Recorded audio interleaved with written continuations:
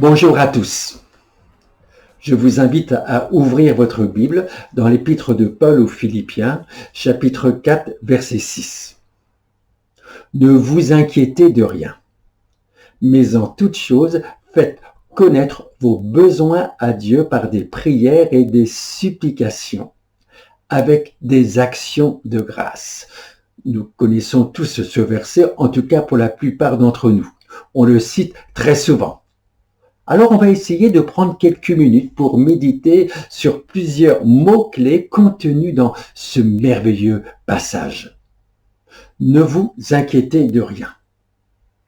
Ce n'est pas un appel à la désinvolture, à ne rien faire, rester les bras croisés. C'est un défi que Jésus lance à notre foi. C'est un défi que Jésus nous demande de relever en priant. La prière est un remède et le remède divin à nos inquiétudes. Tout d'abord, en faisant connaître nos besoins à Dieu. Nous avons lu Philippiens 4, 6, « Ne vous inquiétez de rien, mais en toute chose, faites connaître vos besoins à Dieu. » Ainsi, l'injonction de Jésus à ne pas nous inquiéter, que nous retrouvons sous la plume de Paul, est une invitation à prier, à faire connaître nos besoins à Dieu. En priant, nous renouvelons notre confiance dans la sollicitude de notre Père Céleste qui sait de quoi nous avons besoin. Cependant, si notre Père Céleste le sait, il attend une chose de notre part, que nous lui fassions connaître. Nous avons tous des besoins, mais parfois, il faut oser le lui dire. Certains besoins intérieurs, profonds, sont beaucoup plus difficiles, il est vrai, à exprimer. Et pourtant, lorsque Jésus se trouvait au contact des hommes, il les invitait à faire connaître eux-mêmes leurs besoins. Il n'est pas rare d'entendre Jésus poser cette question à un homme. « Que veux-tu que je fasse ?» C'est à ce moment-là que celui qui est dans le besoin doit oser définir, oser aller jusqu'au bout même de sa demande. Si vous vous trouvez face à un besoin particulier, au lieu d'être inquiet, désespéré, faites-le connaître à Dieu par des prières. Ne vous inquiétez de rien, mais en toute chose, faites connaître vos besoins à Dieu par des prières. Et nos demandes concernent toutes choses. Il n'y a pas de restriction. Besoins matériels, besoins de guérison, besoins sentimentaux, besoins spirituels. Je m'empresse d'ajouter nos besoins, non pas nos petits caprices. Toute difficulté devrait nous conduire à recourir à la prière et à chercher la face de Dieu.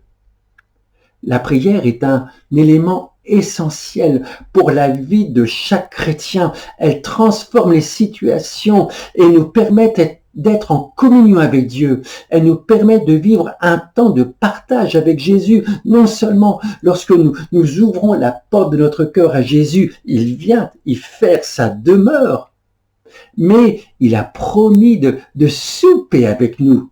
Nous connaissons ce passage dans Apocalypse 3, 20. Si quelqu'un entend ma voix et ouvre la porte, j'entrerai chez lui, je souperai avec lui et lui avec moi. Le terme souper nous parle de communion. Nos moments de prière devraient être des temps de conversation durant lesquels nous écoutons autant que nous parlons. Il nous faut réaliser que la prière n'est pas un monologue, c'est un dialogue. Nous sommes dans la présence de Jésus et il veut nous communiquer ses secrets, ses conseils, ses directives. La prière est essentielle pour vivre une vie victorieuse. Quelqu'un a dit, « Nul n'est plus grand que sa vie de prière. » Si nous voulons évaluer correctement ce que nous sommes devant Dieu, il ne faut pas regarder à la bonne opinion que les autres ont de nous, mais avoir un regard honnête et objectif sur notre vie de prière, ce qui nous donnera une bonne idée de ce que nous sommes réellement devant Dieu. Ma vie de prière est un baromètre de ma vraie spiritualité. La Bible nous enseigne, nous exhorte à recourir à la prière en tout temps, avec des supplications. En effet, toujours Paul dans Philippiens 4,6 amène à la prière un autre élément, les supplications. Ne vous inquiétez de rien, mais en toute chose, faites connaître vos besoins à Dieu par des prières et des supplications. Nous retrouvons cette même notion de supplication en Éphésiens 6,18. Faites en tout temps par l'Esprit toutes sortes de prières et de supplications. Veillez à cela avec une entière persévérance. 1 Timothée 2,1. J'exhorte donc avant toute chose à faire des prières, des supplications, des requêtes, des actions de grâce pour tous les hommes. La prière de supplication est une prière faite avec beaucoup d'humilité et d'insistance. Dans la Bible, il y a la prière de Daniel qui m'a toujours profondément touché. Au début du chapitre 9 du livre qui porte son nom, il découvre en lisant les écrits divins que la déportation du peuple d'Israël devait durer 70 ans. Le nombre d'années était presque révolu. Daniel n'a pas attendu passivement le rétablissement promis par Dieu. Il a recouru à la prière et aux supplications. Nous lisons dans Daniel 9, verset 3, « Je tournai ma face vers le Seigneur Dieu afin de recourir à la prière et aux supplications en jeûnant et en prenant le sac et la cendre. » La prière de supplication, c'est une démarche que l'on fait dans l'humilité. La supplication, c'est implorer humblement Dieu avec ferveur. Daniel a recouru à la prière, mais il a ajouté à sa prière la supplication. Nous pouvons donc dire que la supplication est ce qu'une personne fait en plus de la prière que j'appellerais la prière simple, lorsqu'il est devant le trône de la grâce de Dieu. La supplication est ce que fait le chrétien, non seulement pour présenter une requête au Seigneur, mais aussi pour s'assurer que le Seigneur l'entend et va l'exaucer. Nous trouvons notamment un exemple durant le ministère de Jésus, lorsque le centenier envoie des anciens, des Juifs, pour demander à Jésus de venir guérir son serviteur. Nous lisons en Luc 7, verset 3. Ayant entendu parler de Jésus, il lui envoya quelques anciens des Juifs pour le prier de venir guérir son serviteur. Ils arrivèrent auprès de Jésus et lui adressèrent d'instantes supplications.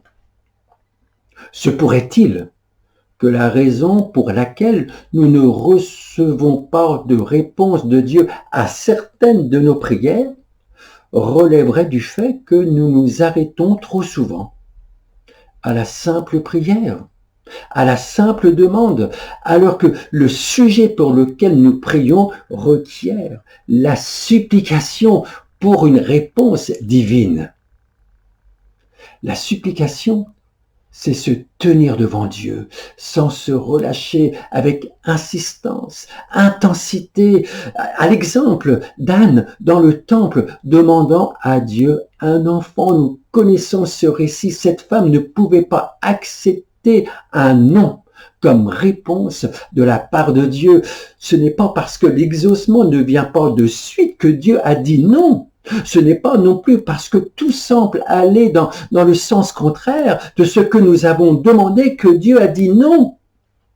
Le récit nous dit qu'Anne restait longtemps en prière devant l'Éternel. Chaque année, Anne priait. Et cette année-là, elle ne s'est pas contentée de faire une prière. Elle a multiplié ses prières devant Dieu. Elle souffrait tellement d'être stérile qu'elle a assailli Dieu de ses prières. Elle répand son âme avec larmes devant Dieu, comme la veuve a assailli le juge inique de la parabole jusqu'à ce qu'elle obtienne l'exaucement. Et ses prières ont été entendues. Anne repart avec la certitude de l'exaucement de ses prières dans son cœur. Revenons à notre verset de Philippiens 4, 6 et nous trouvons un dernier élément à ajouter à notre vie de prière. Des actions de grâce. Ne vous inquiétez de rien, mais en toute chose, faites connaître vos besoins à Dieu par des prières et des supplications avec des actions de grâce. Colossiens 4.2. Persévérez dans la prière. Veillez-y avec action de grâce. Psaume 147, verset 7. Chantez à l'Éternel avec action de grâce. Nous aimons chanter avec action de grâce. Et cela est une très bonne chose. Il devrait en être de même lorsque nous prions. Une des occupations des rachetés dans le ciel sera d'apporter des actions de grâce à celui qui est assis sur le trône, tellement nous lui serons reconnaissants d'être dans la cité céleste pour l'éternité. En attendant de vivre ces moments, ces jours glorieux, ne manquons pas d'apporter à Dieu, quand nous prions, nos actions de grâce pour toutes les bénédictions en très grand nombre qu'il nous a déjà accordées. Ne soyons pas ingrats, mais reconnaissants. Je vous invite maintenant à mettre en pratique Philippiens 4, 6. Ne vous inquiétez de rien, mais en toute chose faites connaître vos besoins à Dieu par des prières et des supplications avec des actions de grâce, avec comme promesse au verset suivant, et la paix de Dieu qui surpasse toute intelligence gardera vos cœurs et vos pensées en Jésus-Christ. Mettre cet enseignement en pratique a comme conséquence d'être rempli de la paix de Dieu et d'avoir nos cœurs et nos pensées gardés en Jésus. Si ton cœur n'est pas rempli de sa paix, si tu es toujours inquiet, ce n'est pas que tu n'as pas prié, mais c'est une prière qui s'est arrêtée sûrement au stade d'une simple prière, ce qui n'est pas mal en soi, mais pas suffisant pour que la paix de Dieu t'envahisse et chasse toute inquiétude. Et n'oublions pas d'ajouter à nos prières, à nos supplications, des actions de grâce. Que Dieu vous bénisse.